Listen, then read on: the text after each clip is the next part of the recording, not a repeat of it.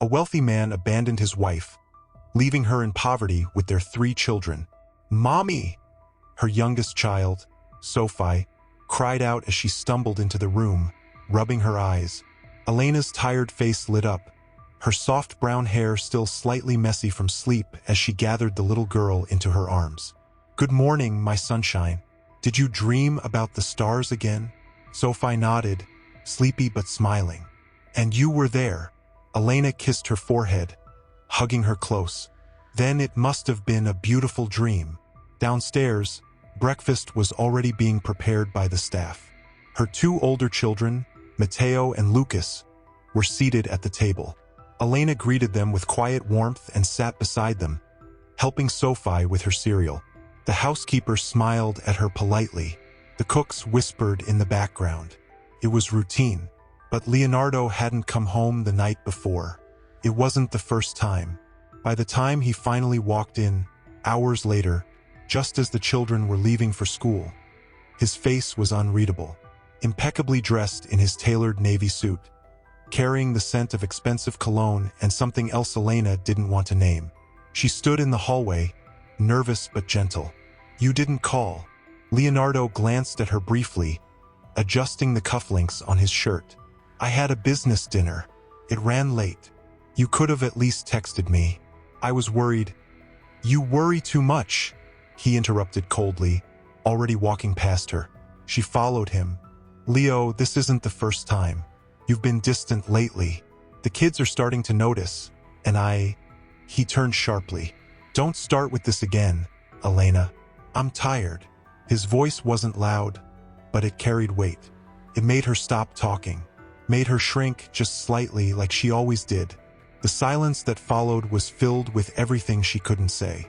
She stood in the living room long after he disappeared into his office, staring at the family portrait above the fireplace. They looked so happy in it. She remembered that day. She had tried so hard to get everyone to smile naturally. She had held Leonardo's hand just a little tighter before the flash went off. But pictures lie, and so did comfort. Elena had met Leonardo when she was just 21, bright-eyed, working at a small cafe, helping her mother pay the rent. He had walked in with all his confidence and charm, and something about him had made her feel seen, chosen. He promised her a life of safety, of love, of never needing to worry again. At first, he delivered. He gave her dresses, jewelry, a house with more rooms than she could count. She gave him her heart, her loyalty, her children. But over time, he stopped seeing her. He stopped listening. She wasn't a partner anymore, just a fixture in his curated world. Still, she told herself, he's stressed. He works hard. It's just a phase. But she felt the distance growing like a shadow behind her. It crept into every touch that never came, every word left unsaid at dinner, every night he didn't come home. And yet she clung to hope, for the sake of the children, for the memory of the man she once loved. One rainy afternoon, Elena stood at the window watching the drops slide down the glass like tears. Her fingers curled around a hot cup of tea, untouched. She had spent hours preparing dinner, Leonardo's favorite. The children were playing upstairs, laughter echoing faintly. He was supposed to be home by 7. At 8, she called. No answer. At 10, the soup had gone cold. At midnight, she stopped waiting. And then came the shift. It wasn't a scream or a fight. It was quiet, colder than any storm. One morning, he simply came home, suitcase in hand, with a strange tightness around his mouth. She watched him silently, her heart sinking. "Are you going somewhere?" He didn't look at her when he said it. "I'm not coming back." Her ears rang. What do you mean?" "I filed for divorce. My lawyer will contact you. I've made arrangements. You and the children will be taken care of." She stared at him as if the world had tilted. "Leonardo, you're leaving us?" "No," he said, as if it made a difference. "I'm leaving you." She fell silent. Her hands trembled. "I gave you everything, Elena. A good life. And now I want something else. Something better." Tears welled in her eyes, her voice cracking. "Better? I loved you. I bore your children.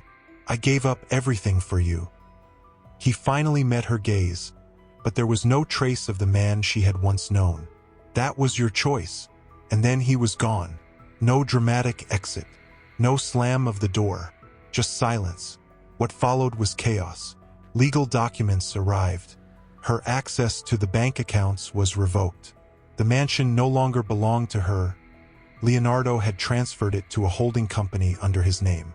She discovered that all along, he had kept everything in his name only. Within a month, she was homeless with 3 children and no job. The world she knew crumbled around her, piece by piece. She sold her jewelry, took the kids and moved into a small room above a bakery owned by an old friend of her mother. From gold chandeliers to a single light bulb and a creaky bed. Matteo asked, "Mom, are we poor now?"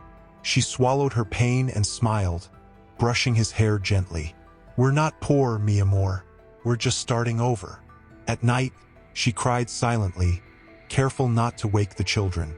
But in the morning, she stood up, combed her hair, held Sophie's tiny hand, packed sandwiches, walked with dignity, because even if the world had thrown her away like she meant nothing, she was something. She was their mother, and she would not let this be the end. Elena stood outside a local job center, her worn handbag clutched tightly under her arm. Her fingers trembled as she filled out the last of the forms, Sophie's tiny head resting against her hip as the little girl dozed off from exhaustion. Her 2 sons waited outside, sitting on a bench, trying not to complain even though they hadn't eaten since morning. When the receptionist finally called her name, Elena rose and entered the small office. "I'm looking for anything," she said, her voice low. "I can clean. I can serve. I need to feed my children." The woman behind the desk glanced at her with polite indifference. "Do you have any previous experience in domestic work? Any certificates?" Elena shook her head. "I used to manage a household my own. I cooked, cleaned, raised 3 children." The woman typed something slowly, then sighed. "There might be something. A cleaning position at St. Mary's Hospital. It's overnight shifts." Elena's eyes widened. "I'll take it. You should know it's minimum wage," the woman added. "And it won't cover much, especially not with 3 dependents." Still, Elena nodded, gripping the paper with the hospital's address like it was gold. "Thank you," she whispered. That night, as the children slept huddled together on their shared mattress, Elena stood in the small bathroom and looked at herself in the cracked mirror. Her reflection was unfamiliar. Hollow eyes, sunken cheeks, a vulnerability she couldn't hide. She bit her lip hard enough to draw blood just to remind herself she was still awake. The next day, she started work. The hospital hallways smelled of disinfectant and something faintly metallic. Her uniform was too big, and the mop in her hand felt foreign. She kept her head down, avoiding eye contact with the nurses and doctors who passed by, whispering, sometimes laughing. As she scrubbed the floors in the emergency wing, her mind wandered. To her old home, to the chandelier she used to polish every Sunday, to the way Leonardo used to kiss her forehead before heading out. Back when he still cared. A nurse accidentally kicked over a cart, scattering supplies across the corridor. Elena rushed to help, kneeling down. "Oh, don't worry," the nurse said, waving her off dismissively. "Just do your job and clean up." Elena blinked, a flush rising in her cheeks, but said nothing. She picked up every item slowly, her hands shaking with humiliation. At lunchtime, she sat alone in a corner of the cafeteria with a half-eaten sandwich she had brought from home. Her body ached, but it wasn't the pain that made her tremble. It was the look in her children's eyes that morning when she left them with the neighbor. "Will you come back tonight, Mama?" Lucas had asked. She kissed his forehead. "Always, always." Her phone buzzed. A message from her oldest son. "Matteo, Sophie's coughing a lot. She says her chest hurts. What should I do?" Panic sliced through her. She jumped from her chair and ran to the bathroom, locking herself inside. Her fingers hovered over the screen, her heart pounding. She dialed. "Matteo?" Put the phone near Sophie. A moment later, she heard her daughter's weak voice. "Mama, it hurts when I breathe." Tears filled Elena's eyes. "I'm coming home," she said. She returned to the floor supervisor, hands shaking. "I need to leave early. My daughter is sick." The woman frowned. "You just started. If you leave now, don't bother coming back." Elena froze. A job or her daughter? It wasn't even a choice. "I'm sorry," she whispered, removing the badge from her chest and handing it over. "Thank you for the chance." She ran. By the time she arrived at the apartment, Sophie's face was flushed with fever. She scooped the girl into her arms, wrapped her in a blanket, and rushed to the nearest clinic. They waited 2 hours. When the doctor finally saw them, his tone was grave. "She has pneumonia. It's early, but she'll need antibiotics immediately." Elena's chest tightened. "How much?" He scribbled something on a piece of paper. She stared at the total. It was more than she had left in her entire savings. I don't have this right now."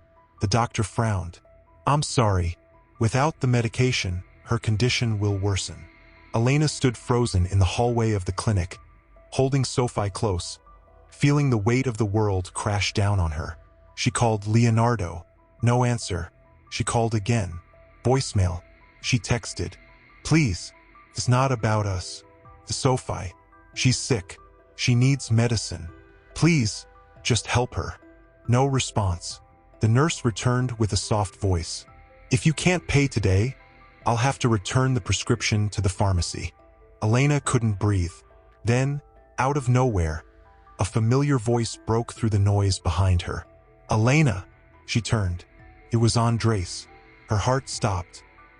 He was dressed in a doctor's coat, holding a clipboard, his eyes widening when he saw her, pale, worn, with Sophie asleep in her arms. "Andres," she said, her voice breaking. He stepped forward immediately. What happened? She didn't want to tell him, didn't want him to see her like this, but the words tumbled out, every humiliating detail. She spoke through tears, barely looking him in the eye. When she finished, he was silent for a moment. Then he walked past her to the front desk and spoke quietly to the nurse. A few minutes later, the nurse returned. "The medication's been paid for. Your daughter will be taken care of." Elena turned to Andres, her hands trembling. "Why would you do that?" He smiled, soft and kind. "Because no mother should ever have to choose between pride and her child's life." She couldn't stop the tears that rolled down her face. "I'll find a way to pay you back," she whispered. "There's nothing to pay back," he replied gently. "You helped me once too, years ago. You just didn't know it." Elena looked down at Sophie, who was resting easier now. For the first time in weeks, something warm settled in her chest. Hope, not because someone saved her, but because someone saw her. And maybe, just maybe, things were not over yet. Not for her, not for her children, and certainly not for her story. Outside the room, footsteps approached. She didn't turn her head. She barely noticed them until the door opened. "Elena," came a low voice. She looked up. It was Andres again, holding 2 paper cups of coffee. "You look like you haven't blinked in hours," he said, his voice gentle. She tried to smile but failed. "I don't think I have." He walked in, set 1 cup beside her, and sat on the empty chair across from her. The silence between them was thick, but not uncomfortable. There was something familiar about it, like they were still those 2 teenagers sitting on the edge of the basketball court watching the world go by. "You were always strong," he said quietly, watching Sophie. "Even back then, I remember how you took care of your mother when she got sick. Everyone else was out partying or planning their future, but you stayed." Elena blinked, caught off guard by the memory. "I didn't have much of a choice." He shook his head. "That's what made it brave. You stayed when it was hard. Most people run." She looked down at her hands. "I used to think Leonardo was the brave one, the one with vision. He knew what he wanted and went after it. I thought I was lucky he picked me." Andres tilted his head. "He picked you?" "No, Elena. He had you. You were the lucky one in his story. But he was the fool."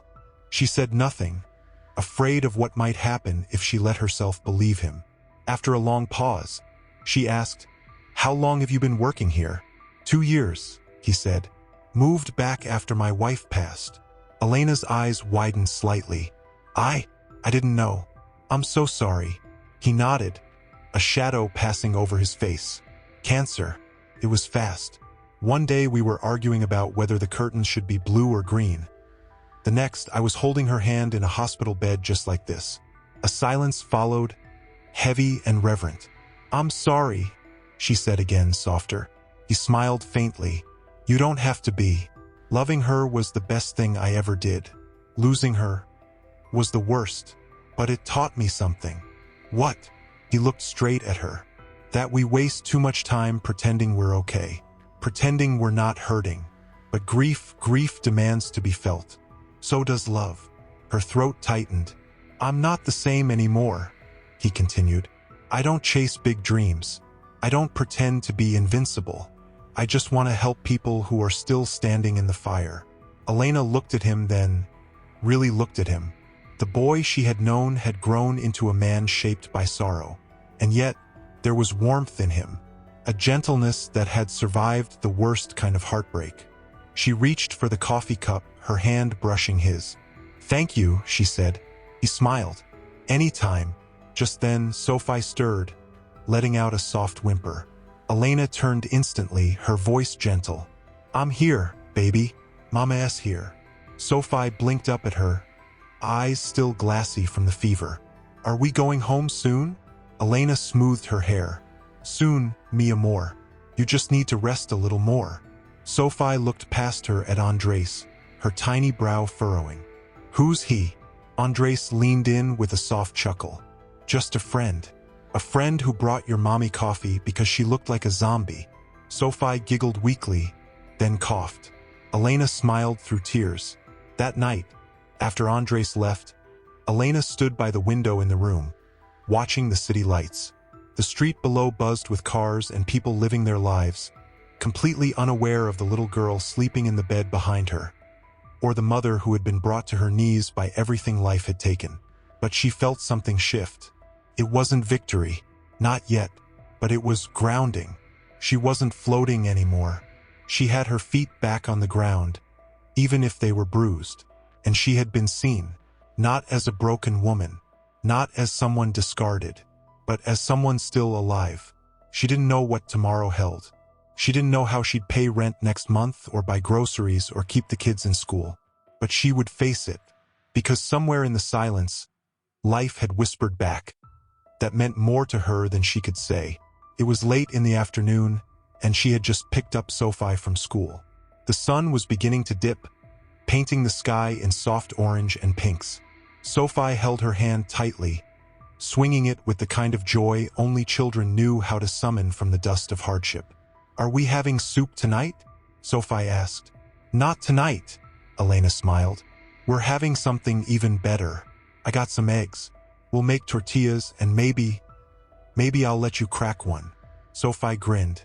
But I always get the shells in. Then we'll call it crunchy style, Elena teased. As they reached the narrow street leading to their small apartment, Elena's eyes caught something.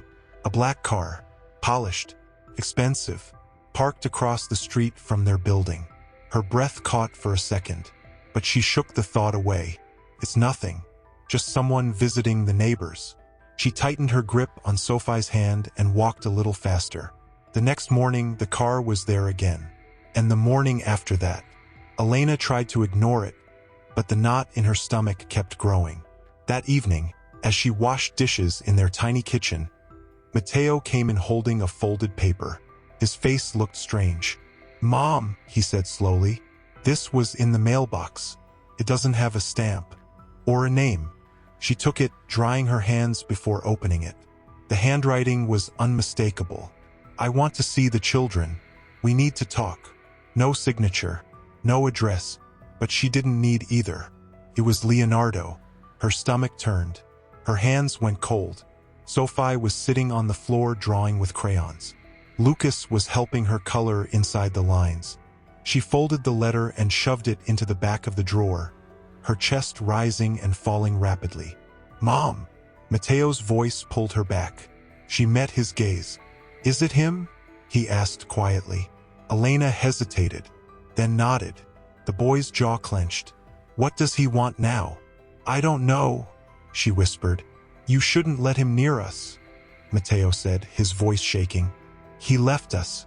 When Sophie was sick, I begged you to call him, and you did. And he didn't even answer. He doesn't care. Elena walked over, crouched in front of her son, and held his face gently. I know, mi amor. I know. And I'm not going to let anyone hurt you again. He nodded, trying to be strong. But she saw it. The fear, the resentment, the scar left behind by a father's abandonment. The next day, the car was gone. But that night, there was a knock at the door. A heavy knock. Elena froze. Her heart thundered. She stood, walked slowly across the room, and peeked through the peephole. It was him, Leonardo. She opened the door a crack, just enough to see his face fully. He looked different, thinner, more pale, but still wearing his expensive coat, still holding himself with that same stiff pride. Elena, he said. Her hand gripped the edge of the door tighter. What are you doing here? I just want to see the kids. No, Elena. No, you don't get to do that. You don't get to vanish and reappear when it suits you. His eyes flickered, but he didn't look away. I made mistakes. You destroyed us, she hissed, keeping her voice low so the kids wouldn't hear. You left your daughter sick in a hospital bed. You left your sons asking me why they weren't enough. You signed them off like they were an inconvenience. I was confused. She laughed bitterly. Confused? No, Leonardo. You were selfish. And now what? Did your perfect life not turn out so perfect after all? A beat of silence. She left, he said quietly. Camila. She took half the company's money and ran off with my business partner. I'm being audited. Everything's falling apart. Elena blinked. I see, she whispered. So now that you've lost everything, you remember us. I was wrong, he said, voice low. About so many things. You don't say. He looked past her, toward the small space behind her shoulder. Can I at least say hello to them? Just for a minute. She shook her head. No, not until I know why you're really here. I told you. No. What do you want, Leonardo? A second chance at fatherhood? Or are you here because you have nowhere else to go? His lips pressed together, but the silence said enough. She closed the door halfway. If you really want to be part of their lives again, it's not going to be like this. You don't just show up and expect forgiveness. He looked at her one last time, and for a flicker of a moment, she saw something unfamiliar in his eyes. Regret, real or rehearsed. She didn't know, but it was there. He turned and walked down the hallway without another word. She stood frozen for a long time after the door closed. Later that night, when the kids were asleep, she sat on the edge of her bed and stared at the letter again. Her hands trembled slightly as she held it. She thought of the man Leonardo used to be, the way he held her when she told him she was pregnant with Matteo, the way he cried the day Lucas was born, the way he used to call her mi reina when she was tired from breastfeeding Sophie. And then she remembered the emptiness of the house the day he left, the cold silence when she begged him to help their daughter, the cruel ease with which he discarded them. She placed the letter into a small box and locked it. Not forgotten, but not forgiven. Not yet. She lay down, closed her eyes, and for the first time in weeks, she dreamed without crying. Would you like me to continue with the next part, following the same emotional intensity and linear structure? She stirred in bed, eyes half open, the echoes of her dreams still clinging to her like damp clothes. She had dreamed of Leonardo, not the broken man who showed up days ago, but the one she used to love. The way he looked at her when she told him she was pregnant the first time. The way his fingers trembled as he held Matteo for the first time. The way he danced with her in the kitchen when no one was watching. And then the memory shifted, like dreams always do, and she was standing in a cold, empty house, calling his name, but no one answered. Elena sat up and rubbed her face with both hands. There was no time for dreams. Not anymore. She got the children ready, combed Sophie's hair into 2 lopsided braids, reminded Lucas to take his notebook, and handed Matteo the bag of sandwiches she had prepared the night before. They were running low on food. 2 eggs left in the fridge. A little rice. She'd figure something out. I'll be home before you, but if I'm late. We lock the door and we don't answer for anyone, Matteo recited, looking her straight in the eye. She kissed each of them. That's right. By the time she stepped outside, the cold had settled into her bones.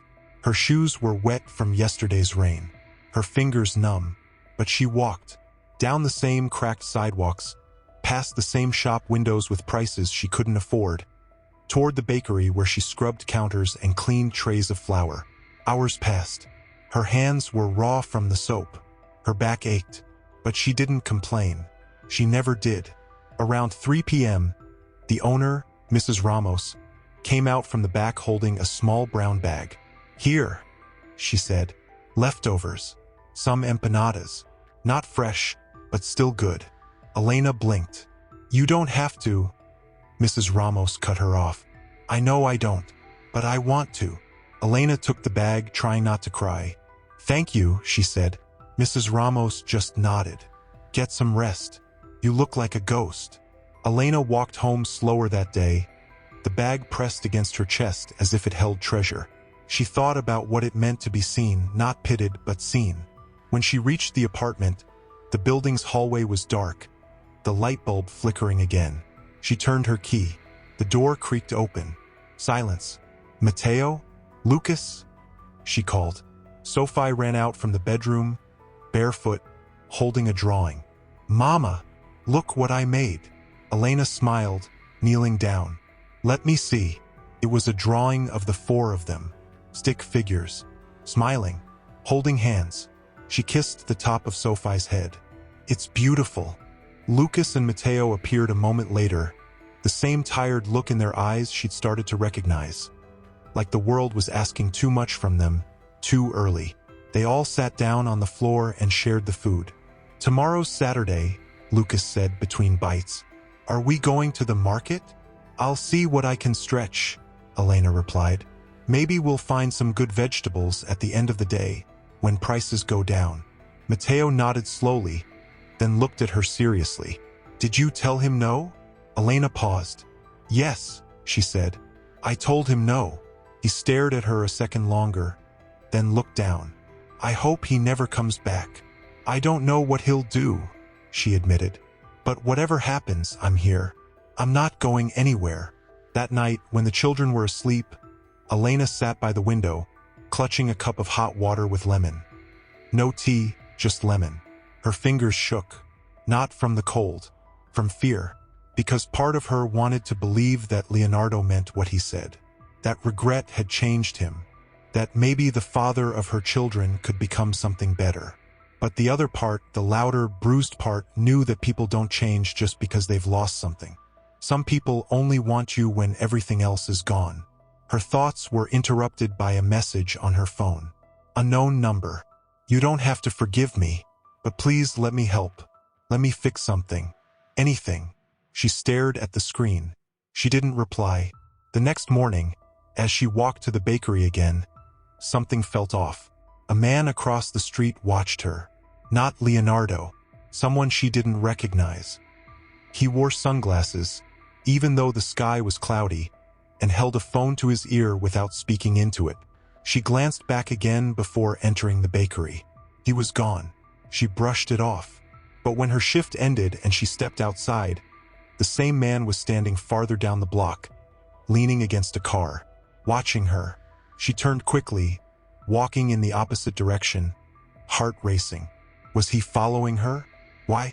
She ducked into a pharmacy and pretended to browse the shelves, stealing glances through the window. The man remained outside for a while, then walked away. That night, she locked the door twice. Elena didn't tell the children, but as she lay in bed, holding Sophie's hand while she slept, her thoughts raced. Who was that man? What if Leonardo had more secrets? What if this wasn't just about regret? What if it was about danger? She held her daughter closer and whispered a silent promise into the dark. No matter what happens, I will protect you. And far away, In a corner of the city lit by neon signs and loud music, Leonardo sat in a dim bar, his hands shaking as he held a glass of whiskey. Across from him, a man in a leather jacket leaned forward. "You know she's not going to forgive you just like that." Leonardo didn't answer. "Then again," the man continued, swirling his drink, "sometimes forgiveness is easier to buy if you know where to press." Leonardo looked down and said nothing. Not the gentle kind that tapped on windows like lullabies, but the furious kind, fast and cold and angry. It poured over the city like grief let loose, soaking rooftops and swallowing sound. Elena sat at the edge of her bed, listening to the storm wrap itself around the building, feeling like it was whispering secrets only she could hear. She couldn't sleep. She hadn't been able to since that man watched her, since the message from Leonardo, since the tremor she felt deep in her chest that something was coming. She got up quietly, stepping over a squeaky floorboard so as not to wake Sophie, who was curled under the thin blanket. Elena walked to the small table in the kitchen, sat down in the dark, and opened the small wooden box where she kept things that still hurt to look at. There it was, the letter, the last ultrasound photo of Sophie, a ribbon from Lucas's first birthday, Matteo's crayon drawing of their old house, and a picture of her and Leonardo. Smiling, she stared at it, not with nostalgia, but with a question burning in her. How did it all rot so fast? A knock startled her, soft, almost unsure, then again 3 times. She stood, heart racing, every part of her suddenly alert. Who knocks at this hour? She moved toward the door quietly, barefoot, not turning on the light. She glanced through the peephole. Nothing. She opened it just a sliver. On the floor sat a small box. No one in sight. She stepped out, looked both ways. Rain beat down on her face. No footsteps, no shadows, no sound, only the storm. She picked it up with trembling fingers and brought it inside. It was wrapped in plain brown paper. No name, no writing. She opened it slowly, expecting something dangerous. Anything. Inside, neatly folded, was a thick white envelope. Taped to it was a note. For the children. No conditions. She opened the envelope and gasped. Cash. More than she'd seen in months. Thousands.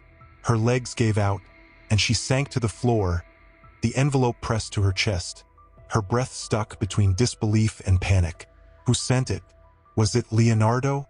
Was this his way of buying silence? Of slipping in through the cracks? The children found her like that the next morning.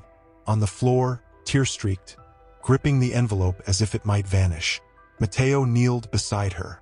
"Mom, are you okay?" She couldn't speak at first. She just hugged him, tightly. Later, as they ate toast made from the last of the bread, she explained carefully, measuring every word. "Someone left us some money." Lucas blinked. "Like a gift?" "I don't know." Matteo frowned. "You think it was him? I think it could be. And what are we going to do?" His voice was low but intense. Elena looked at them, these 3 small people who had already weathered so much. "We're going to do what we always do. Be careful. Stay close. Watch each other." Sophie looked confused. "Did he send it because he loves us?" Elena's throat tightened. "Maybe. But love isn't just money. Love is being there. Every day." She hid the envelope, locked it away in a drawer, and spent the entire day wrestling with a question she couldn't answer. Was this a peace offering or a trap? That afternoon, as she walked through the grocery store aisles, a list in her hand and a storm in her mind, her phone buzzed. "Andres." She answered quickly. His voice, always steady, grounded her like a lighthouse. "I haven't seen you around the hospital lately," he said. "I started working more hours at the bakery.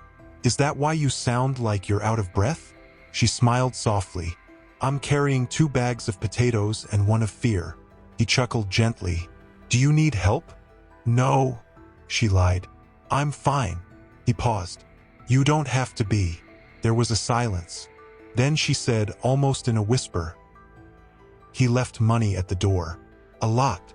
The pause on the other end grew heavier. "Did you take it?" "I didn't ask for it." But did you take it? She exhaled. Yes. Elena, I have 3 children, and no help. What would you have me do, Andres? Turn it away while their shoes are falling apart.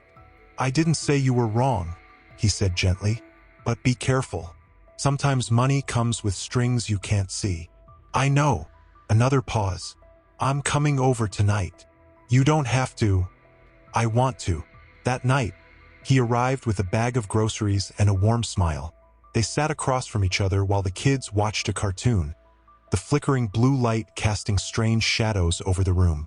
I saw someone following me the other day, she told him quietly. His expression darkened. Are you sure? Yes. He watched me, waited outside, disappeared before I could do anything. Andres leaned in. If you feel unsafe, you have to tell the police. And say what? That a man I once loved might now be stalking me through strangers? They won't listen. Not until something happens. I'll walk you home from work. Every day, he said. You don't have to.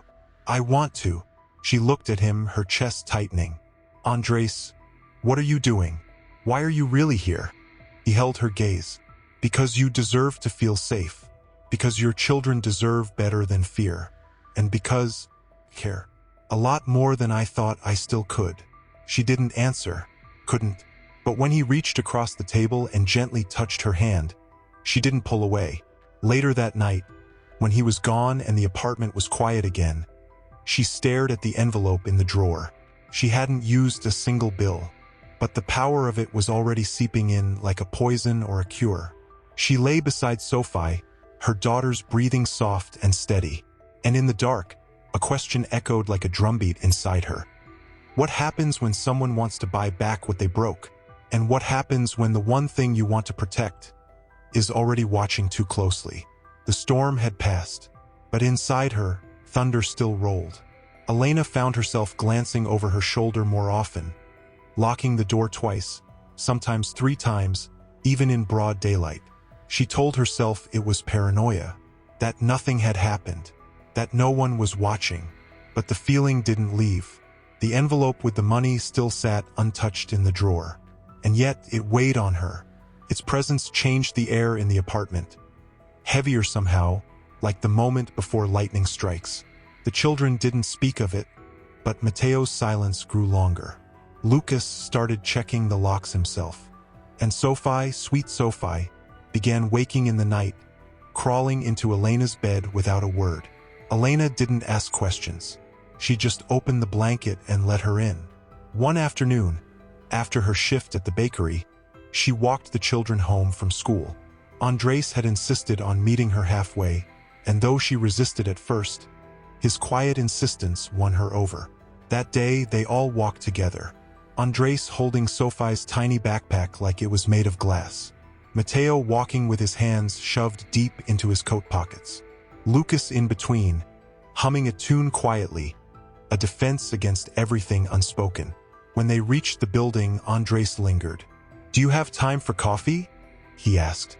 Elena gave him a look, half smile, half exhaustion. If you make it. Inside, while the kids settled with their homework, Andres moved around her small kitchen like he had always belonged there. He found the chipped mugs, poured the instant coffee, added exactly 1 spoon of sugar to hers. He slid the cup toward her. You've lost weight. She rolled her eyes. Flour dust is not very filling. Elena, she looked up. I want you to know, he said, voice low. You can say no. To him. To the money. To anything. You're allowed to say no. She wrapped her hands around the warm mug, staring down into it. I don't know if I have that luxury, she whispered. When you're a mother, your choices aren't your own anymore. They belong to the children who depend on you. Andres leaned forward. I know, but if that envelope comes with poison, it's not a gift. It's a slow death. She looked into his eyes, and for a second her mask slipped. The fear showed, the exhaustion, the loneliness. What if I'm already too deep? She asked. Then I'll help you swim back. A knock shattered the moment. Not loud, but firm. Elena stood slowly. Andres followed. She opened the door just enough to see a young man in a black jacket, holding a clipboard. Mrs. Rios? Her heart skipped. Yes. I'm here on behalf of Solace Capital Group. Mr. Leonardo Rios recently transferred partial ownership of a downtown property in your name. I need your signature on these forms. Elena blinked. What? The man held out the clipboard. It's legitimate. All legal.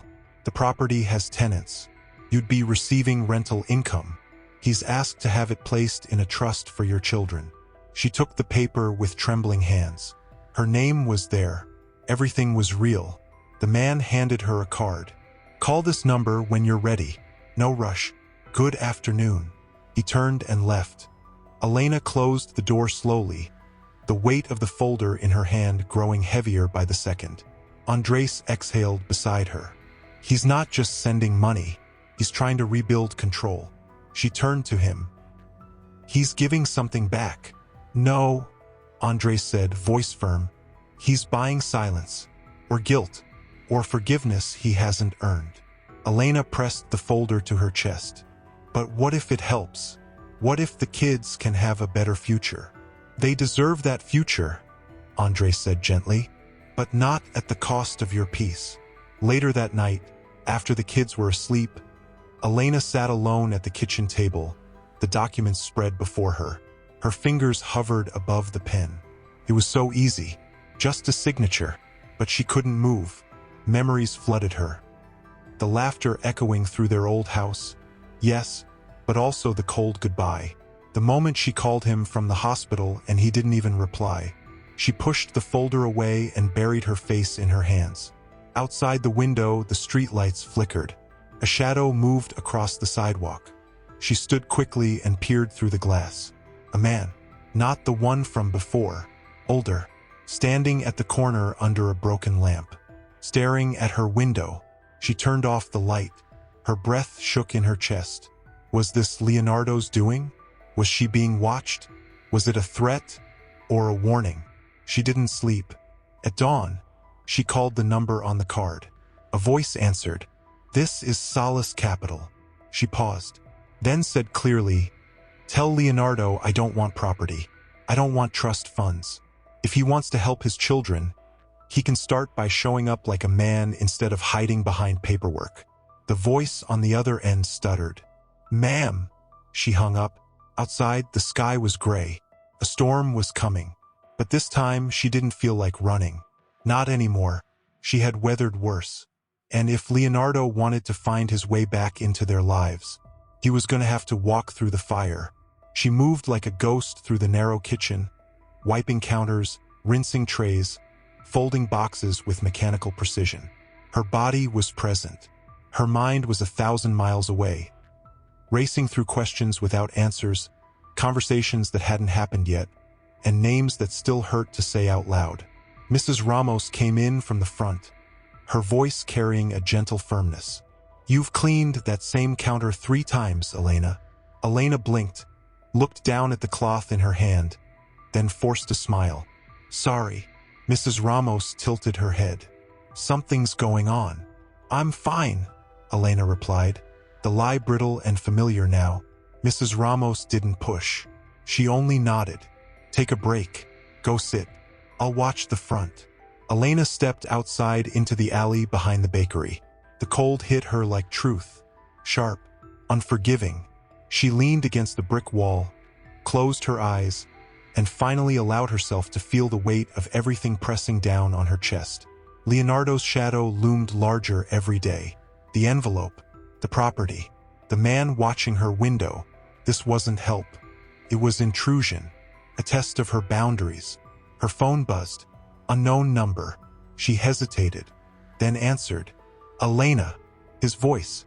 She didn't respond. I know you're angry, he continued. You should be. I don't expect you to forgive me, but I meant it when I said I want to fix what I broke. She finally spoke, quiet but sharp. Fixing something means facing it, not sending strangers with contracts or watching us from the street like a coward. That wasn't me, he said quickly. The man you saw. I didn't send anyone. I swear. You expect me to believe that?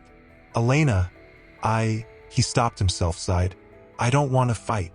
I just want to see the kids, talk to them, make amends. Her eyes burned. You don't get to decide when you're ready. You walked away when they needed you most. You don't get to come back now that you need them. Silence. Then, I just want a chance. She stared at the gray sky above the rooftops. You had one. You buried it. She hung up. That night, she returned home late. The kids were already fed. Mateo had scrambled eggs from the last carton. Lucas had written out Sophie's spelling words for tomorrow's test. Elena kissed each of them, her throat tight with guilt and love. As they slept, she opened her notebook and began writing numbers.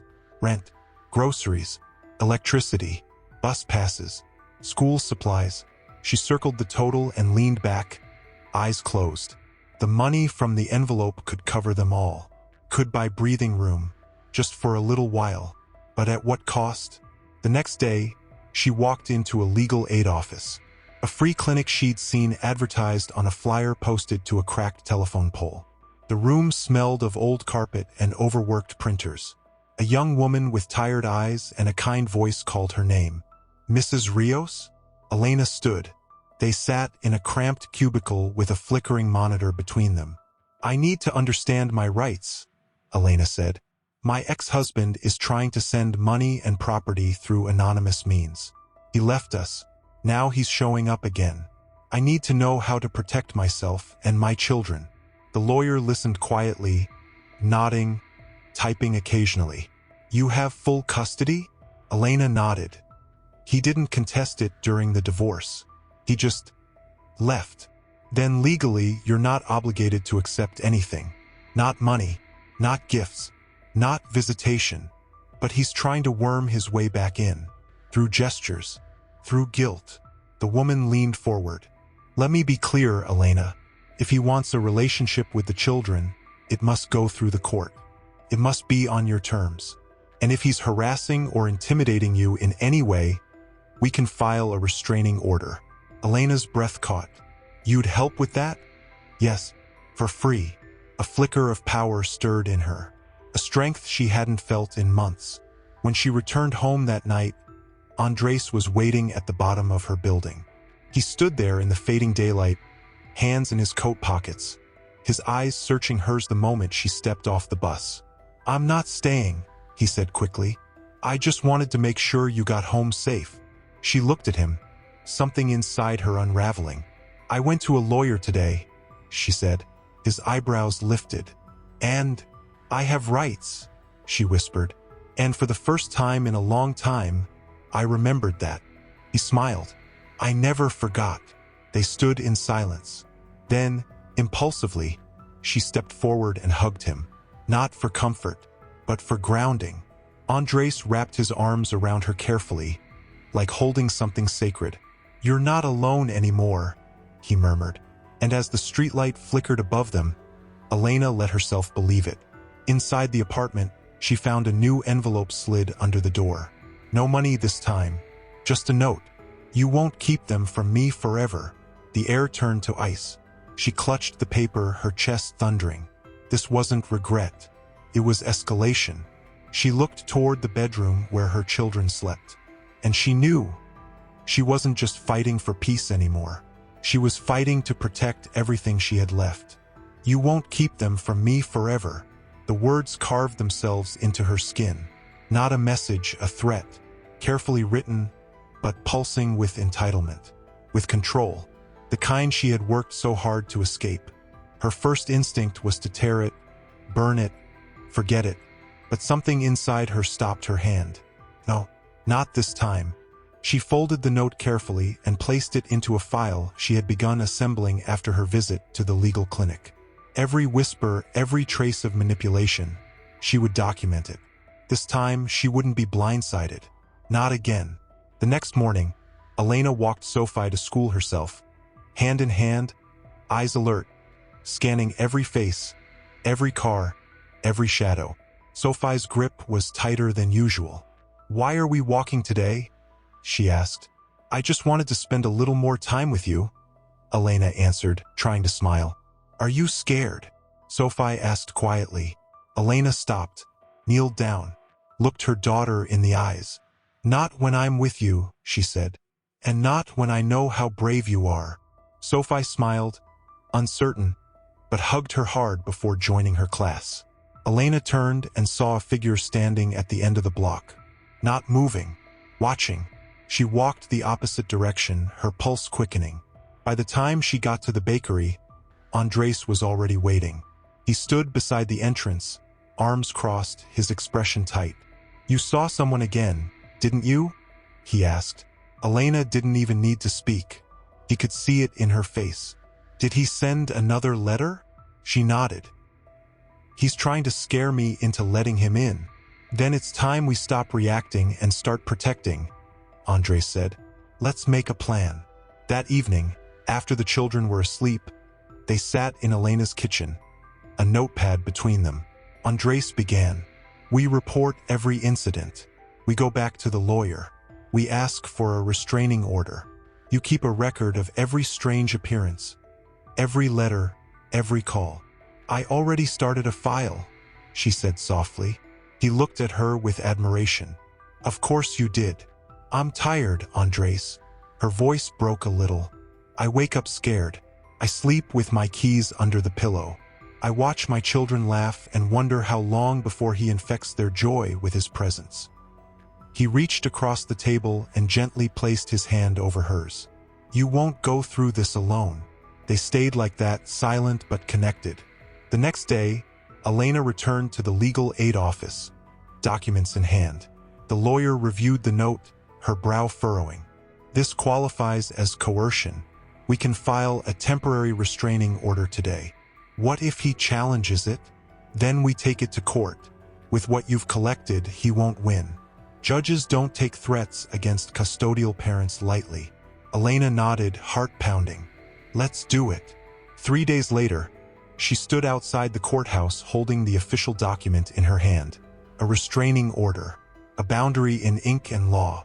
She felt not relief, not yet, but she felt like she had finally put a lock on the door. When she arrived home that night, there was no envelope under the door, no shadow waiting across the street. And for the first time in weeks, the apartment felt still. Andres came by late, not to talk about plans, not to watch the windows. He came with a warm bag of takeout and 3 small toys, one for each child. "They deserve a moment of peace too," he said with a soft smile. Elena watched as Sophie clung to his leg. Lucas told him about a science project, and Mateo, reserved, cautious Mateo, finally allowed himself to laugh at something Andres said. Later, when the children had gone to bed, she walked Andres to the door. He paused before leaving. "Do you ever let anyone take care of you?" She looked at him. Her guard dropped a little. "Not since I learned what it cost me." He stepped closer.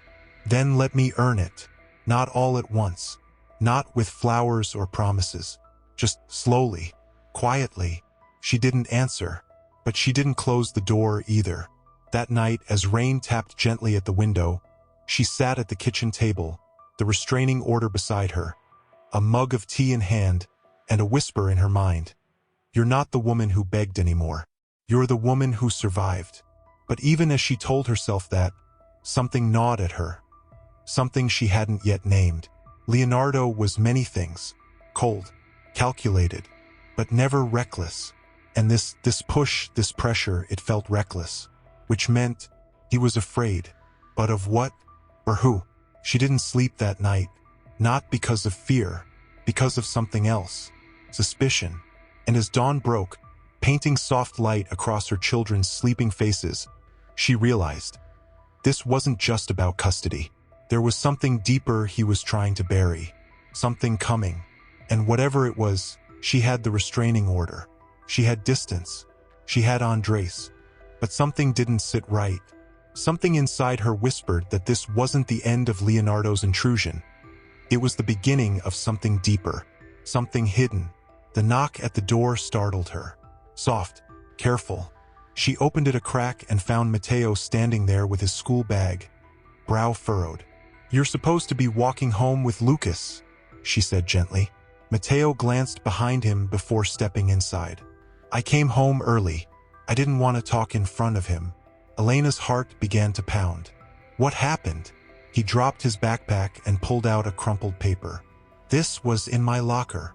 She unfolded it with trembling hands. It was a printout, some kind of article. Financial records. A headline: CEO Leonardo Rios accused of embezzling from family-owned business. She sat down slowly, the paper shaking. Matteo watched her closely. What does that mean? It means... She swallowed. It means your father might be in more trouble than we thought. He hesitated. Is that why he's trying to get to us? Elena looked up at her son, his eyes so sharp, too old for his age. Maybe he's afraid. Or desperate. Can he go to jail? She didn't answer right away. I don't know, she whispered. But if he does, it won't be your fault. Or mine. That night she called Andres. He arrived within 20 minutes, and she barely had time to greet him before handing him the paper. He read it in silence. His jaw tightened. I've heard whispers. Nothing confirmed. But this is real. I think he's trying to use the children to fix his public image, Elena said. Make it look like he's a devoted father. A man rebuilding his family. Andres nodded slowly. That would explain the sudden interest. The money. The property. He's not trying to come back because he's sorry. Her voice cracked. He's trying to save himself. Andres looked up at her. Then we have to get ahead of him, before he tries to pull the children into it. The next day, she requested a meeting at the children's school with the principal. As she sat across from the woman's tidy desk, Elena kept her tone steady. I need to place an alert on my children's files. Their father, Leonardo Rios, is not authorized to pick them up. Ever. If he attempts to contact them here, or remove them, you must notify me immediately. The principal raised an eyebrow. Is he dangerous? Elena didn't blink. He's manipulative, and right now he's under investigation for financial crimes. I won't let him use my children as shields. I understand, the woman said quietly. We'll take every precaution. When Elena left the school, she stood on the sidewalk and stared out over the city. She thought about the life Leonardo promised her when they were young. Luxury, safety, love. She had none of those now, but what she had was real. Her children, her strength, the truth. And if he thought she would stay silent while he dragged their names into his unraveling life, he had no idea who he was dealing with anymore. That night, as she tucked Sophie into bed, her daughter looked up at her sleepily. Mama? Yes, sweetheart. Why is Poppy trying to come back now? Elena brushed her hair gently. Sometimes people don't come back for the right reasons. They come back because they're scared of losing everything. Sophie blinked slowly. Did he lose us already? Elena's throat tightened. No, she said softly. He gave us away, and now, we're learning how to live without him. Sophie nodded once and closed her eyes. Later that evening, Elena received an anonymous message on her phone. No name, just a picture. Leonardo, standing outside a courthouse, beside a woman. Camila. Elena stared at the screen, pulse quickening. Wasn't she supposed to be gone? She zoomed in. Camila was holding something. Folder. Legal papers. Elena showed it to Andres. She's back, she whispered. He studied the image. He's using her. Or she's using him. We need to find out what they're doing, Andres said. Elena looked at the picture again. Camila's face was turned slightly, almost smug. Whatever this was, it wasn't over. And whatever they were planning, they weren't doing it quietly. But neither would she. Not anymore. The way Camila held the folder, it wasn't random. Elena had seen that look before. Camila's smile wasn't for the cameras. It was for her. A message. A warning. The wind sliced through her coat, but the cold had nothing on what was settling inside her now. Andres picked her up that evening after her shift. She climbed into the passenger seat, still clutching the photo like it might disappear if she looked away. They're planning something, she said before he even spoke. He nodded once, focused on the road. You're right. I did some digging. Camila never left the country. She disappeared long enough for Leonardo to look like the betrayed one. And now she's back, just as his legal trouble becomes public. Do you think it's a setup? I think it's a strategy, he replied. They're going to play the redemption card, rebuild the family image, make him look like a changed man, the kind that deserves sympathy in court. Elena's hands clenched. And he wants to use the children to sell it. Andres pulled into the lot behind her building and killed the engine.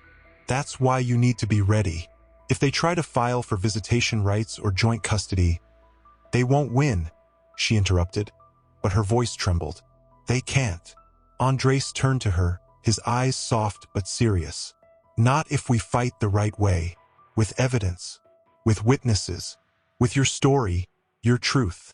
I'm not going to parade my pain in front of strangers just to prove I'm a good mother, she said, voice breaking. I know, he whispered, but sometimes we bleed publicly so our children don't have to. She looked down, silent. That night, she barely slept. She sat at the kitchen table long after the kids were asleep, staring at the envelope of court documents Andres had helped her gather. Custody agreements, financial statements, the restraining order, the anonymous threats. She picked up a pen. She started to write her story. It wasn't a letter or a testimony. It was a confession of everything that had broken inside her and everything she had rebuilt with her bare hands. She wrote about the night she sat in a hospital with Sophie burning with fever, about cleaning toilets with blisters on her hands, about Mateo asking if love could expire. She wrote because she had to. The next day, she took the photo to the legal clinic. The lawyer reviewed it quietly, her lips tight. They're preparing a case, she confirmed, likely filing for shared custody. Elena's stomach twisted. But he hasn't even seen them in years. That won't stop him. Not if he has money, lawyers, a plan, and now apparently a reunited family. Elena exhaled slowly, the floor beneath her tilting. We'll build a defense, the lawyer said. We'll document everything. But Elena, you'll have to be ready for him to lie, to twist everything, even the children. Elena looked out the window, her heart hammering. I am ready, she said, but I'm terrified. That means you're a good mother. The following evening, as they were finishing dinner, Mateo spoke up. Someone at school asked if Dad was back. Elena froze. What? They said they saw him on TV, that he was talking about us. Lucas looked up sharply. What did he say? I didn't see it, but everyone's talking about it. He gave some interview, said he regrets leaving us, that he's working to rebuild the most important thing he ever lost. Elena stood up, grabbed her phone, and began searching. It didn't take long. There it was, a news clip, Leonardo in a polished navy suit, seated beside Camila, rebranded now as his family advisor, his voice steady, his eyes almost glassy. I lost sight of what mattered.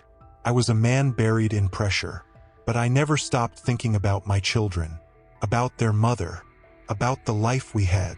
Elena's jaw clenched. He continued, I know it won't be easy to repair what I broke, but I'm not giving up on them. Not when they're the only thing I have left worth fighting for. Tears welled in her eyes, not from sorrow, from fury, from disbelief. He had turned their pain into a script.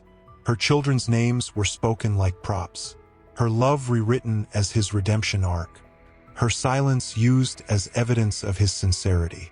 The camera cut to Camila nodding supportively. Her voice chimed in, It takes courage to admit you were wrong, and even more to fix it. Elena turned off the video. Mateo's voice was quiet. He's pretending. Elena nodded slowly. Yes, he is, Sophie whispered. But what if people believe him? Elena bent down, took her daughter's face in her hands. Then we'll show them the truth. Not with lies, not with shows, with love, with honesty, with the kind of strength he will never understand. Lucas asked the question that chilled the air. Is he coming for us? Elena didn't lie. Yes, she said, but he won't get through me. That night, after the children slept, Elena sat by the window and called Andres. He's already poisoned the public, she said. And soon he'll try to poison the court. Then we bring light to every shadow." She was quiet. "Elena," he said softly, "are you scared of him?" "Yes," she whispered, "but I'm more scared of letting my children think love should ever look like that." And that was the truth. Because no matter how loud Leonardo shouted to the world, Elena knew the quiet truth of what it meant to stay, to suffer, to survive. And she would not let him rewrite their story. Not now. Not ever. Andres was beside her, calm but alert. He hadn't said much since they arrived. He didn't need to. His presence was enough. Elena looked down at her hands. "Why do I feel like I'm about to be accused of something, when I'm the one who stayed, who raised them alone?" Andres turned to her, his voice gentle but firm. "Because abusers don't just hurt people, they make them doubt themselves. This isn't just a legal battle, Elena. It's psychological warfare, and you've already survived the worst of it." She looked up at him, tears gathering in the corners of her eyes. "What if he's prepared something?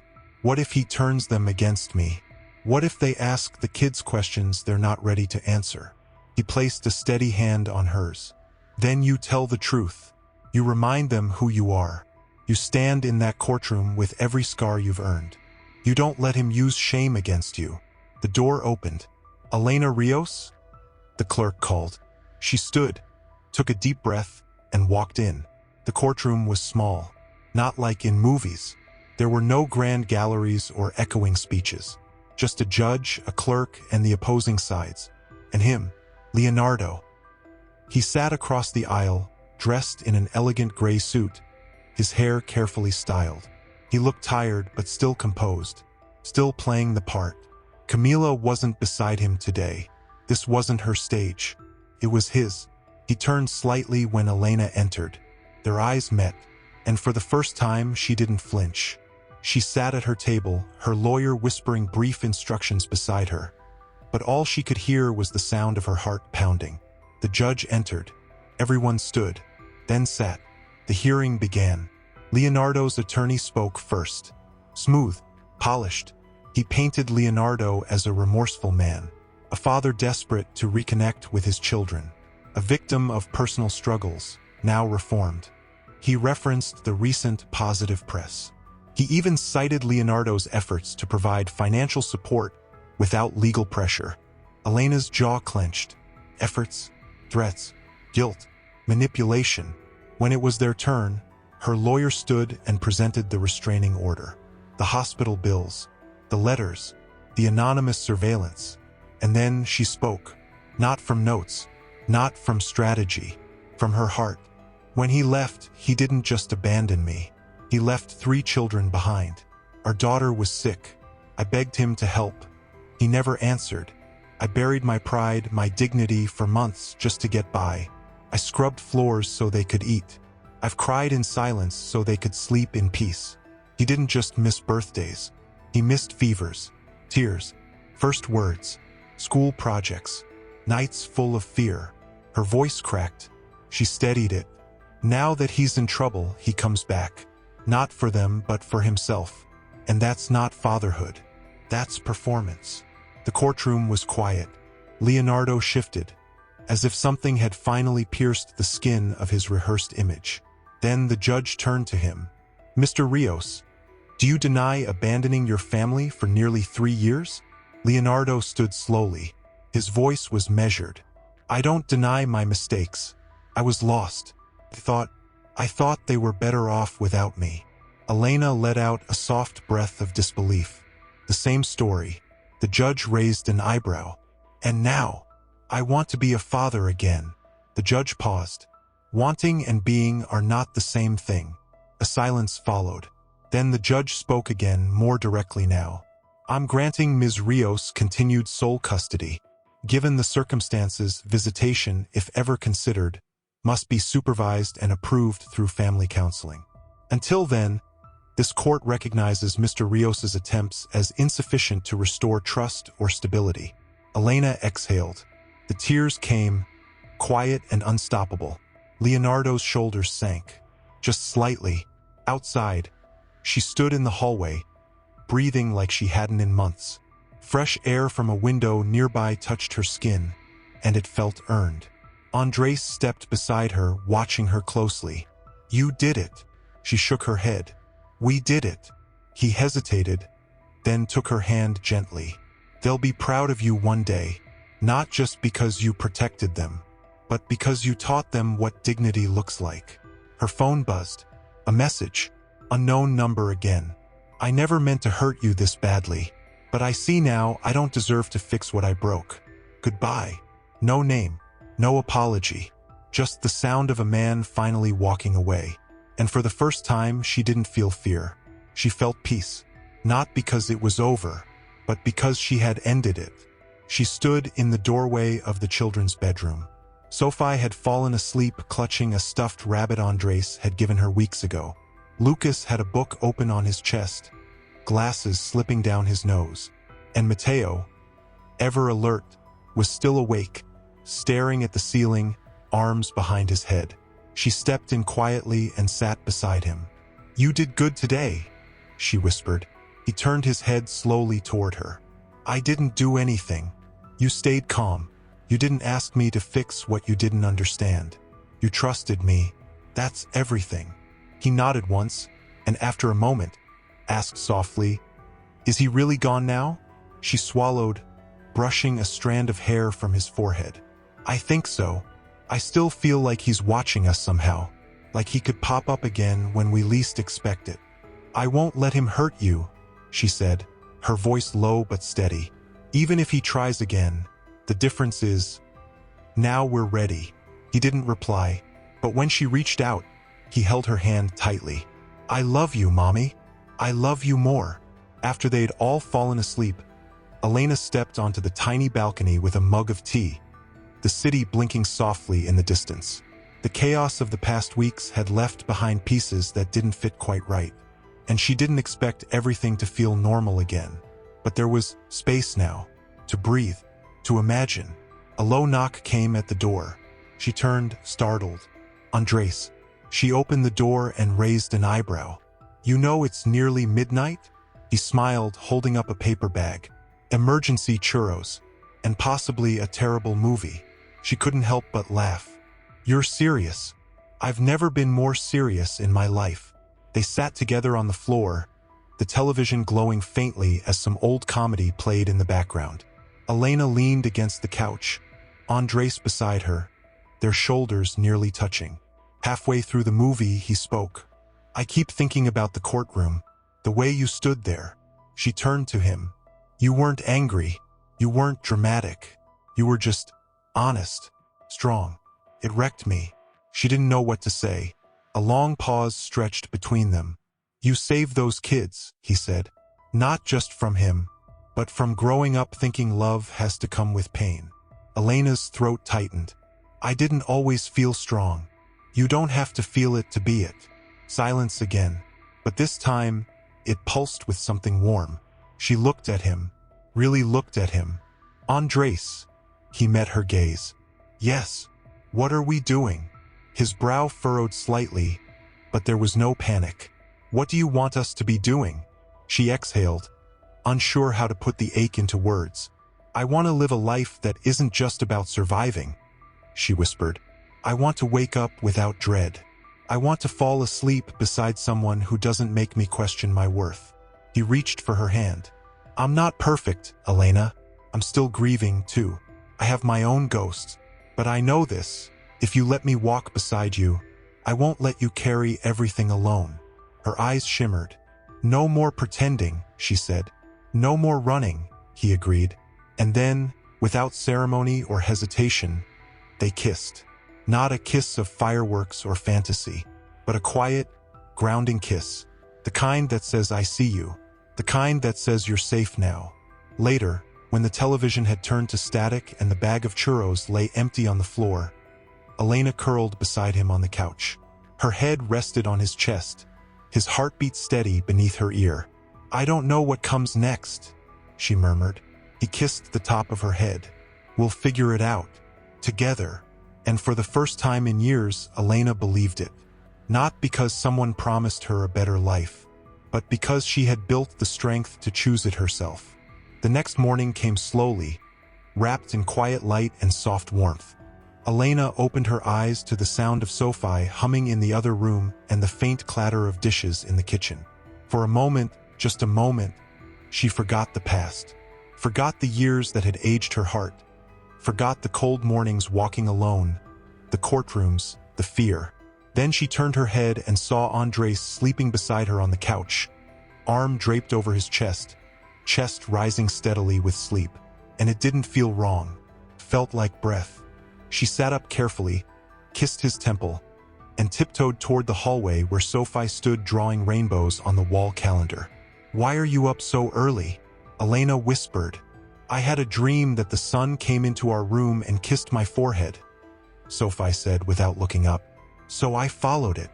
Elena knelt beside her, resting her chin on Sophie's shoulder. "That sounds like a very good dream."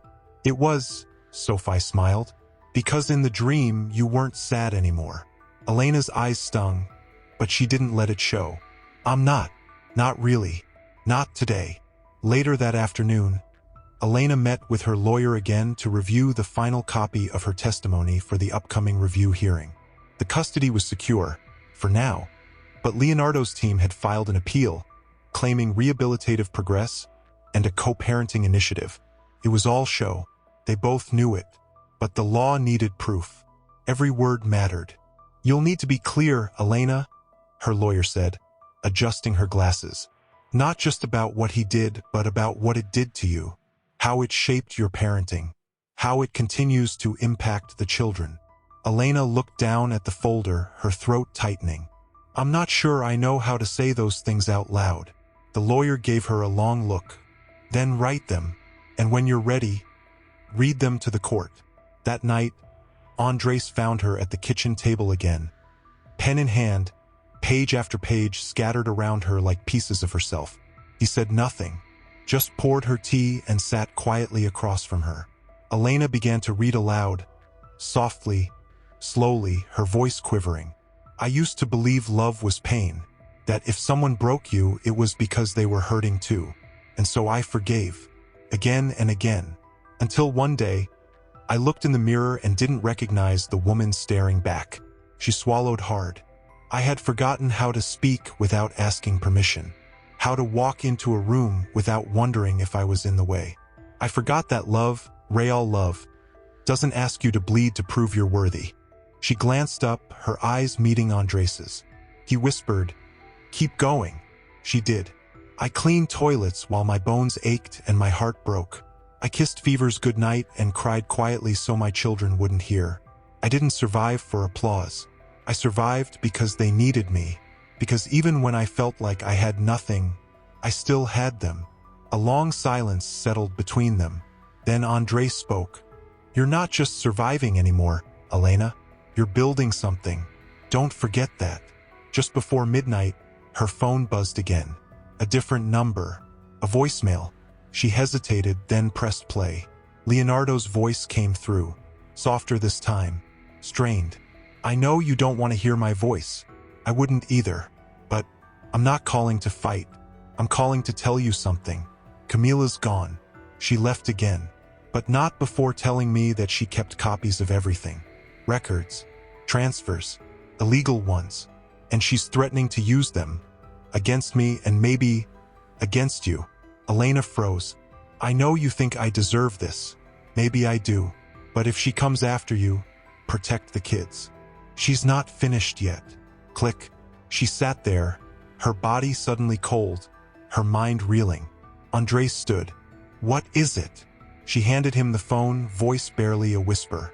"She has something. Something she could use. Something that ties to me. Are you involved?" Elena shook her head.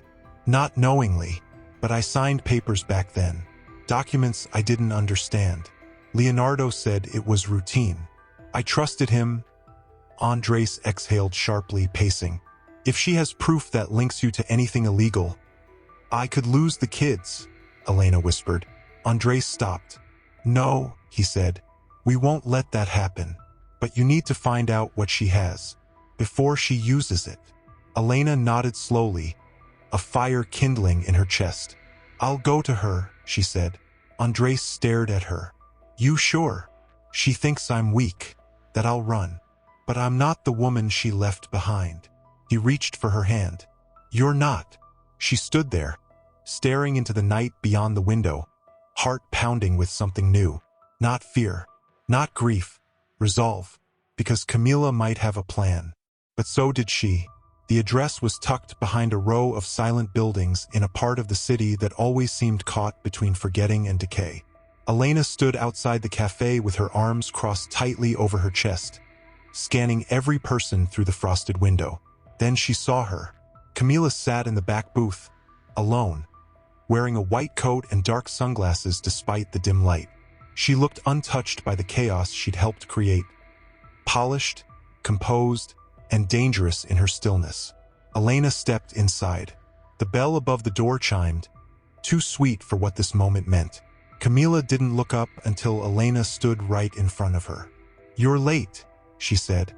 "You're lucky I came," Elena replied. Camila gestured to the seat across from her. "You wanted answers. I figured you'd at least want to sit for them." Elena sat, never looking away from her. "What do you have?" Camila smiled faintly, always straight to business. "No hello? No thank you for dragging your ex-husband out of his self-pity and showing you what he really is." Elena's eyes narrowed. "I already knew what he was. I just didn't know how far the poison spread." Camila reached into her bag and slid a small USB drive across the table. "This is what he didn't tell you. About the accounts, the shell companies, the signatures." Elena didn't touch it. "You forged my name." Camila tilted her head. "Maybe, maybe not. But it doesn't matter now, does it? Legally, the documents tie you to him, to the transfers, the taxes unpaid, the off-books cash. If this comes out in court, it won't be him that gets burned. It'll be you, and the children will be caught in the fire." Elena's throat tightened, but she kept her voice level. "So what do you want? Blackmail? Silence? Are you hoping I'll give you money I don't have?" "I want a trade," Camila said simply. "You disappear from the case. You give up the fight. Let Leonardo take supervised visitation without opposition. Let the press spin its redemption fantasy. And in return, this," she tapped the USB, "never sees daylight." Elena laughed, a hollow, bitter sound. "You think this scares me?" Camila's eyes gleamed. "It should. You're just a mother trying to survive. One scandal away from losing everything. I've seen women like you, strong until the court turns, until the media twists their story, until people start whispering, 'Maybe she wasn't so innocent after all.'" Elena leaned forward slowly. Her voice dropped into something colder, sharper. "You talk about survival like it's a threat, but I've survived worse than you. I survived a man who left me with nothing. I survived nights of hunger, of fear. I held 3 children through sickness, through abandonment, through grief. And I did it without destroying lives to protect my own." Camila's smile faltered. Elena continued, "If you want to leak that file, go ahead. But it won't break me.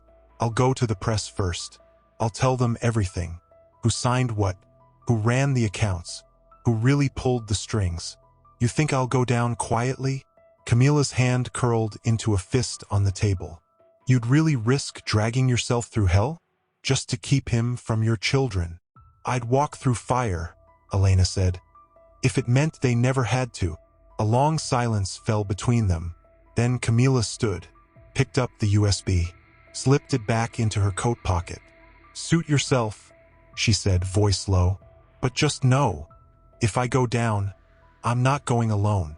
"You already are," Elena said softly. "You just don't see it yet." Camila turned, her heels clicking sharply against the floor, and vanished into the cold afternoon. Elena sat there for a moment, the chair across from her empty. Her hands were trembling, but her spine had never felt straighter. She called Andres. "She threatened you?" he asked. "Yes, with documents tying me to fraud I never knew about." "Do you believe she has them?" "Yes, but I don't care. I told her to do her worst." He was quiet for a long moment. Then we fight with truth. And we fight hard. No more waiting. No more reacting. Let's bring it to court ourselves. On your terms. Expose it before they do. Elena's breath hitched. You think they'll believe me? I believe you, Andres said. The rest, they'll have to see for themselves. She walked home beneath a heavy sky, but she didn't feel its weight. She opened the door to the apartment, and Sophie ran to her, arms outstretched. Mama! She knelt, caught her daughter, and held her tighter than she had in days. Lucas came out from the bedroom. Did something happen? Elena stood, looked at all of them. Yes, she said. Something big, but we're going to be okay. I promise. Mateo stood behind his siblings, arms crossed, serious as ever. Even if she tries to hurt us? Elena walked to him, placed a hand on his shoulder. No one gets to decide our story but us. And he nodded, just once, because he believed her. They all did, and that was her strength. Not court orders, not lawyers. Them. They were the reason she had stood this long. And now, they would be the reason she won. It started with a quiet article, just a corner column on a small digital publication. But then it spread. Fast. Louder. By the third morning, Elena's face wasn't just a story. It was a headline. Former CEO accused of using ex-wife's identity in fraud scheme. Mother speaks out. Elena stood in front of the small mirror in their hallway, her hands trembling slightly as she adjusted the collar of her worn gray coat. On the table behind her, a reporter's card lay untouched, next to a notebook filled with questions she hadn't yet dared to answer. Andres had helped her draft the statement. Her lawyer had cleared it word by word. She'd spent an hour rehearsing in the dark while her children slept, the words catching in her throat like thorns. Now, there was no more time. She was going live. At the local station, the studio lights burned hot. She sat in the stiff chair under the glow, her heart thudding against her ribs. The host smiled gently but firmly. You ready? The woman asked. Elena nodded once. As I'll ever be. The camera blinked red. Today we sit with Elena Rios, a woman whose name has recently been linked to the embezzlement case of former CEO Leonardo Rios. Elena, thank you for joining us. Thank you for letting me speak. The host's voice was steady, practiced. Can you tell us, in your own words, what happened? Elena inhaled. Her hands gripped each other in her lap. I didn't know I was signing documents that would later be tied to fraud. At the time, I trusted my husband. He told me it was routine. He told me it was for our family. I didn't question it. I was focused on raising our children. Pause. Her voice cracked slightly. And then he left. The host nodded, prompting gently. And in the years that followed, I struggled. I worked as a cleaner, as a cashier, anything to keep food on the table. While he vanished into luxury, I held our children through sickness, through questions I couldn't answer. I gave everything I had to make sure they wouldn't feel the weight of what he abandoned. A beat of silence followed. The room held its breath. I didn't ask for this attention, but I won't let my name, my children's names, be used to protect someone who only returned when his world started falling apart. The host leaned forward. Are you afraid? Elena blinked, her voice softer now. Yes, but fear doesn't mean silence. It never did. After the segment aired, everything changed. Her phone didn't stop ringing for 2 days. Some calls were cruel. People who believed the lies, who accused her of betrayal, of seeking pity, of dragging a man through the mud. But many were kind. Women, mothers, survivors. One voice message from an older woman said simply, "You told my story without knowing it. Thank you." Elena played it 3 times. That night, Andres cooked dinner in her tiny kitchen, whistling low while the kids did homework on the floor nearby. You lit a fire, he said, handing her a spoon to taste the sauce. It's burning through everything they thought they could hide behind. Elena sipped it and smiled. Too spicy, he smirked. Exactly how it should be. She stepped out onto the balcony for air. The city seemed quieter tonight, like it was listening. Her phone buzzed. A message. Blocked number. You don't know what you've done. You think you've won. But this doesn't end with you on top. No name, no threat, just the same game of shadows. She stared at it for a moment, then deleted it. Andres stepped outside, watching her closely. Was it him? She didn't answer. She didn't need to. What are you going to do? She looked out at the skyline, then at the street where she used to walk with her head down. I'm going to finish what I started, she said. Not for revenge. Not for justice, even. She turned back to him, her eyes fierce. For freedom. He nodded, stepping closer. And when you're done? She looked at him. Then I'll finally get to live. Not just survive. Live. In that moment, she wasn't the woman he met in the hospital hallway. She wasn't the tired mother carrying too many burdens. She was something else now. Something unshakable. She walked back inside, kissed each of her children on the forehead, and sat with them while they finished their assignments. She helped Sophie with spelling, listened to Lucas read, and told Mateo he didn't have to carry more than he should. When the kids went to bed, she sat at her computer, opened a blank page, and began writing again. Not a statement, not a defense, a declaration of everything she had endured, everything she had rebuilt, every name, signature, and lie she now had proof of. She wasn't just exposing a man anymore. She was dismantling a system, piece by piece. And when the last word was typed, she leaned back and smiled. Not because it was easy, because it was hers. Headlines spread like wildfire. Government officials began to take notice. Shareholders launched internal audits.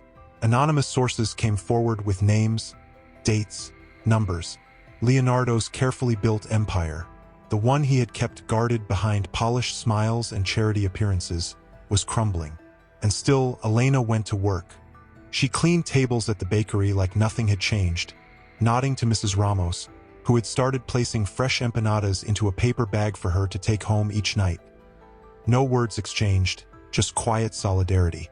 It wasn't until the end of her shift that Andres arrived, the urgency in his eyes unmistakable. "We need to talk," he said. They walked down the alley, past the rusted gate, into the narrow space where truth always seemed easier to hold. "They issued an arrest warrant for Leonardo," Andres said, "for embezzlement, forgery, and obstruction of justice." Elena felt the breath rush out of her. "And Camila?" She vanished again. "But the feds are after her now. She won't stay hidden for long." Elena stared at the wall in front of her. Paint peeling, damp concrete, the kind of wall she'd been running into for years, again and again, without ever realizing she could climb it.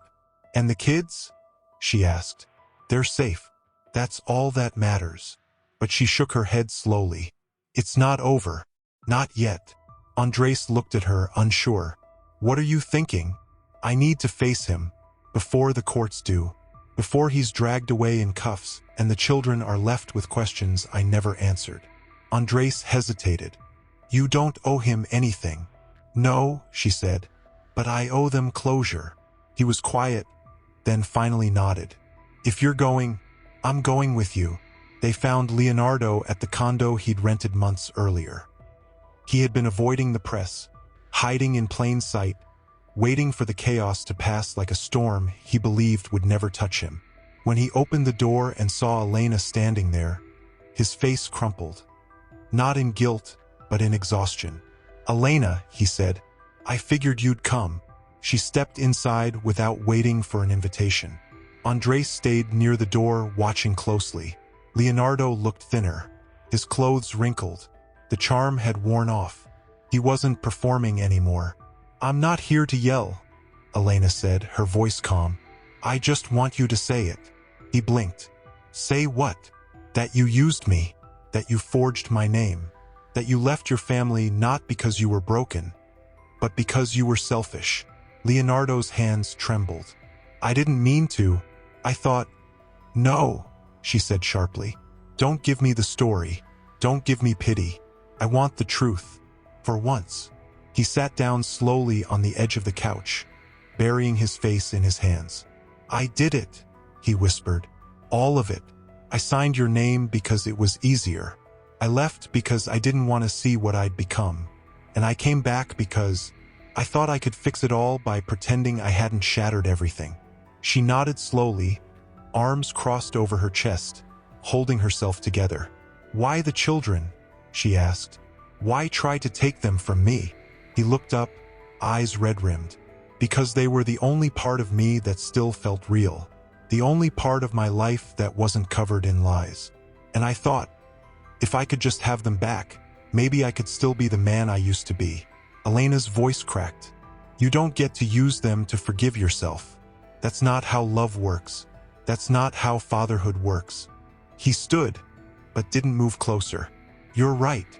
She took a step toward him now, not in anger, but in truth. I survived without you. We all did. And I want you to know something. I don't hate you. Leonardo's eyes widened slightly. I don't hate you, she repeated. But I don't trust you. And I never will again. My children deserve better than a man who only shows up when he's desperate. She paused. Her breath shook. I'm not here to fight. I'm here to say goodbye. For them. For me. For the part of me that still hoped you'd come back different. Leonardo nodded, silently crumbling. Elena turned, Andres already holding the door open for her. But before she left, she looked back one last time. I hope you find something to hold on to, Leonardo. But it won't be us. They walked down the hallway together, the sound of their steps quiet but resolute. Outside, the sky was breaking open, gray parting for light. Elena inhaled deeply, the cold air filling her lungs like permission. That was brave, Andres said. That was necessary, she replied. He offered his hand. She took it, and with that they walked toward whatever came next. Not because the past was finished, but because she finally was. Not just in the sky, but in Elena's chest. For the first time in years, she felt a calm not built on denial, but on truth. There was no more waiting for the next blow, no more shrinking herself to survive the storm. It was over. Leonardo had turned himself in 2 days after their final conversation. The headlines roared. CEO confesses in fraud scandal, ex-wife clears name. The media tried to spin it into something theatrical. But for Elena, it wasn't justice. It was release. The real justice was quiet. It was morning coffee in her own kitchen without flinching at every knock. It was her daughter sleeping through the night. It was Lucas singing again in the shower. It was Matteo smiling without guilt behind it.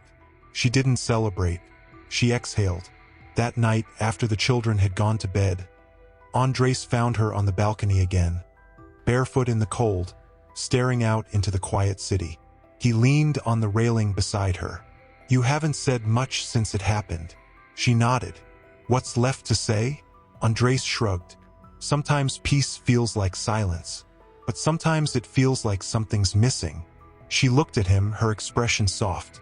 Is it strange that I don't feel triumphant? No, he said. You never wanted to win. You just wanted it to stop hurting. She closed her eyes, the wind brushing past her cheek. It still hurts, but in a different way now. Like when you walk on a broken ankle for so long that even when it heals, you're scared it'll snap again. He took her hand gently. It won't. Not with me here. She looked at their joined hands, then up at him. You stayed, even when I pushed you away, even when I didn't know what I wanted.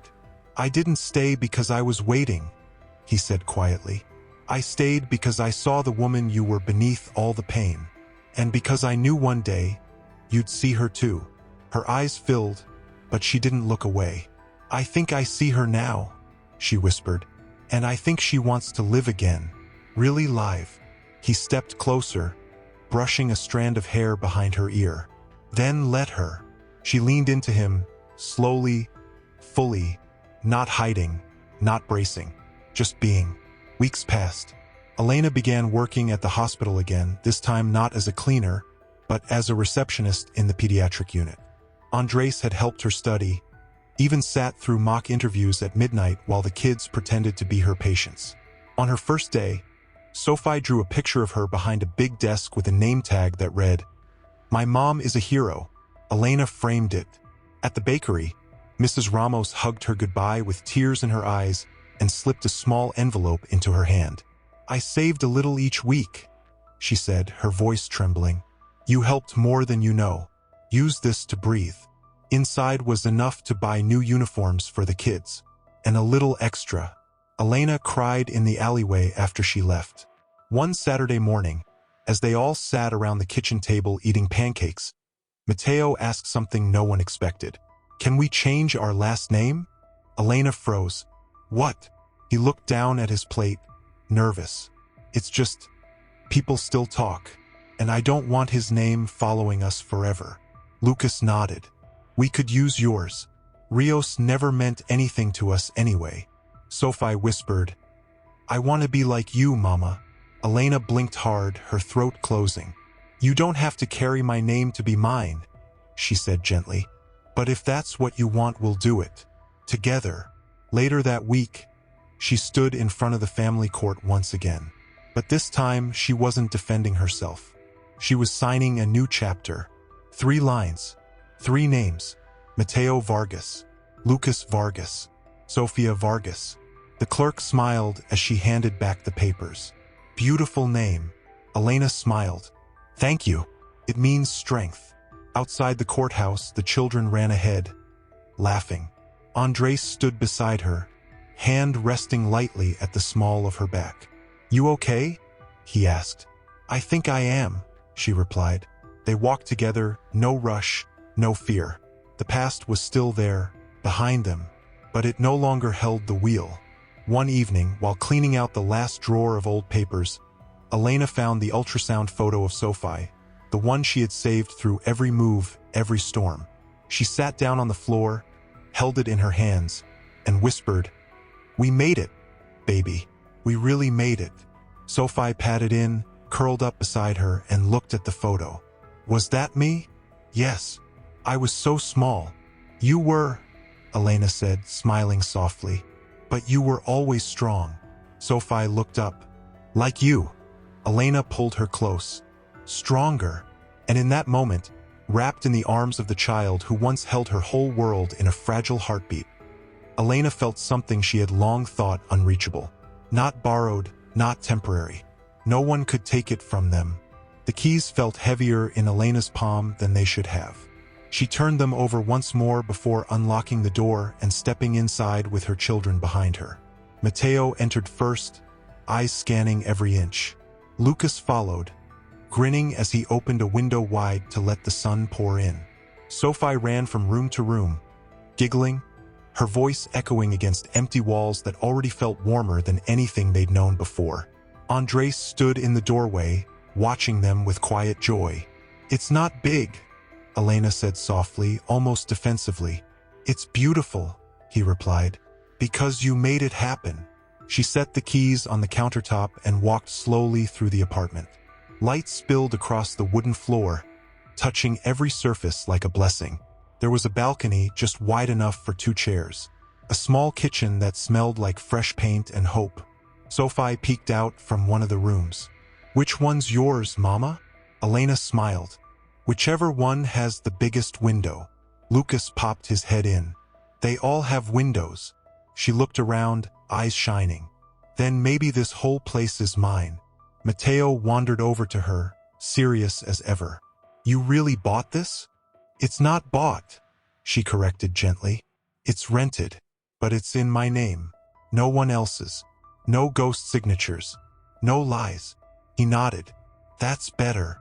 That evening, they ate on the floor. Pizza from a cardboard box, lemonade in mismatched mugs. They didn't have furniture yet, but it didn't matter. There was laughter, real laughter, the kind that comes when the walls don't listen in, when no one's afraid of what's waiting behind a door. Elena leaned back against the wall, legs stretched out, and watched her children. Their faces were lit by nothing but joy and a single bare light bulb hanging from the ceiling. "You look like you're dreaming," Andres said, sitting beside her. "I think I am." And she turned her head to him. "It's better than I ever imagined." He reached over, brushing his fingers against hers. "You've earned this peace, Elena. Don't question it." "I'm not," she said. "I'm just learning how to live in it." Andres was silent for a moment, then added softly, "You've been in survival mode for so long. It takes time to believe you're safe." She nodded. "Sometimes I still wake up expecting the floor to fall out from under me." He leaned his shoulder against hers. "That floor isn't going anywhere." There was a knock at the door, sudden and sharp. Elena's entire body tensed. She stood slowly. Andres rose with her. "Do you want me to?" She shook her head. "No. I need to see for myself." She opened the door. An older woman stood there, holding a small flower pot. Lilies in full bloom. Her smile was warm, her eyes kind. "Hi," she said. "I live just down the hall. I saw you move in earlier. Thought I'd say welcome." Elena blinked, momentarily stunned. "Thank you. That's very kind of you." The woman handed her the pot. "You have a family?" "Yes, 3 children." "Good," the woman said. "Homes need laughter. Yours already has that. I could hear it from my kitchen." Elena laughed gently, holding the pot close. "I hope that's okay." "It's beautiful," the woman said. "Don't ever stop." After she left, Elena closed the door and looked down at the flowers. She whispered, "We're home." Sophie tugged on her sleeve. "Can we plant these outside?" "On the balcony." "Yes, mi amor. Tomorrow morning." The next day, as the sun rose, Elena knelt on the balcony with Sophie, their hands buried in rich soil. Lucas brought out water in an old juice pitcher, and Mateo offered advice like an expert gardener. Andres watched from the doorway, arms crossed, the quiet smile never leaving his face. Sophie leaned close and whispered, "Will they grow fast?" "They'll grow slowly," Elena said, "but strong. Like us." She nodded. "Exactly like us." And for the first time in a long, long time, Elena didn't feel like she was rebuilding something broken. She felt like she was finally beginning. Second-hand furniture came in piece by piece, each item carried with laughter and effort, each one placed not just for function but for memory. A kitchen table that wobbled slightly but held family dinners. A bookshelf that leaned just a little, now crowded with school supplies, picture books, and a growing collection of framed drawings signed "Love, Sophie." Elena often found herself watching it all from the edge of the room, like a witness, like someone who had stumbled into a version of life she wasn't sure she deserved. Andres caught her doing it one evening after dinner. He stood behind her while she washed the dishes, arms folded loosely across his chest. "You do that thing again," he said. She glanced over her shoulder. "What thing?" "Where you stare at everything like it might disappear." She gave him a soft smile. "Old habits." He stepped closer. "You know it's real now, right?" She nodded, but didn't speak. He dried a plate and placed it gently on the shelf. "You're allowed to have joy, Elena. Not because you earned it, but because you exist. Because you're here. Because you stayed." Her hands slowed under the water. Her voice was barely a whisper. "Sometimes I still feel like I'm waiting for something bad to happen. Like the moment I let my guard down, it'll all crash again." He set down the towel and came to her side. "Then don't let your guard down. Just let someone else stand beside you while you hold it." She looked at him, eyes glassy, and nodded once. That night, after the kids had gone to sleep and the windows had been closed against the soft wind, Elena sat on the couch with a journal in her lap. She hadn't opened it in months. The first page still held her scrawled note from the courthouse, the one she had written when her hands were shaking too hard to speak her truth aloud. Now the page was full. Beneath it, more pages written over the last few weeks. Moments, fears, gratitude, hope. She turned to a new page, wrote slowly, "This is not the end.